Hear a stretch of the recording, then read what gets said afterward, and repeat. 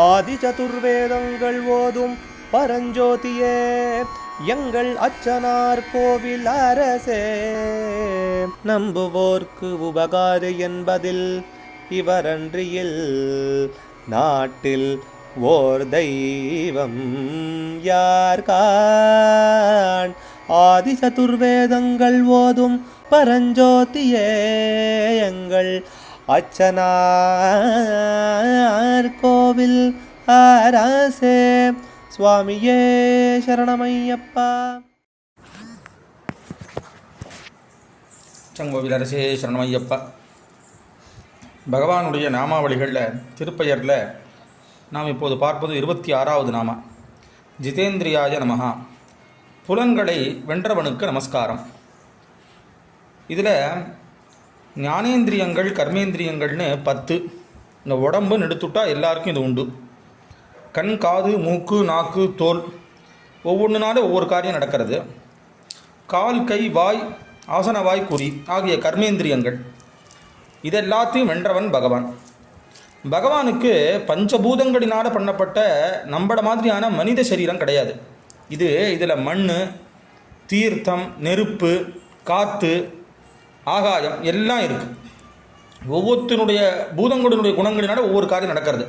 இப்போ காதில் கேட்குறோம்னு சொல்லி சொன்னால் ஆகாசத்தினுடையதான குணம் சப்தங்கிறது.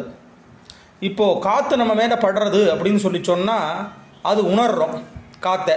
இந்த மாதிரி ஒவ்வொன்றும் ஒவ்வொரு பஞ்சபூதங்களினுடையதான கலவையினால் பண்ணப்பட்டதாக சாஸ்திரங்கள் புராணங்கள்லாம் சொல்கிறது. இதுக்கு பஞ்சீகரணம்னு பேர். இதுலேருந்து என்ன பண்ணுவார்னா கலந்து தான் பண்ணுறார். 2 மடங்கு ஒரு பூதங்கள்லேருந்து.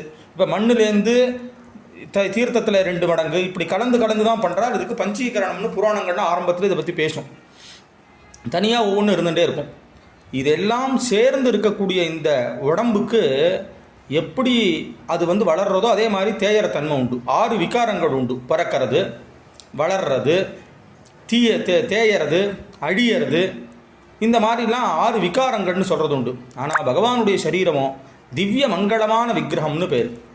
நம்ம உடம்பு போல அவருக்கு கிடையாது. அதனால் அவருக்கு இந்த உடம்புகளினாலேயும் புலன்களினாலேயும் வரக்கூடிய எந்த விஷய சுகங்களுக்கு, கஷ்டங்களுக்கு சிரமம் கிடையாது.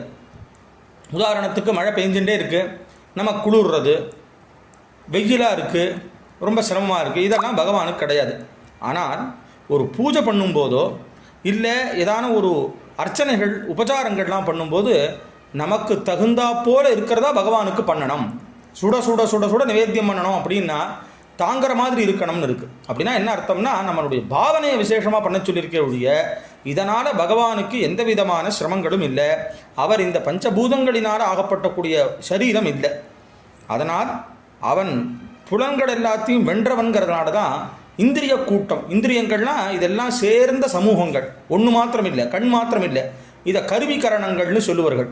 இதெல்லாம் சேர்ந்த கூட்டங்களை ஜெயிச்சவன்கிறதுனால ஜித இந்திரியாய நமஹா அப்படின்னு பகவானுக்கு விசேஷமாக சொல்லி அவன் இதெல்லாம் தாண்டினவன் அப்படிங்கிறத இந்த நாமாவானது நமக்கு விசேஷமாக விளக்கிறது. அச்சங்கோவில் அரசே சரணமையப்பா. அச்சனார் கோவில் அரசே. சுவாமியே சரணமையப்பா.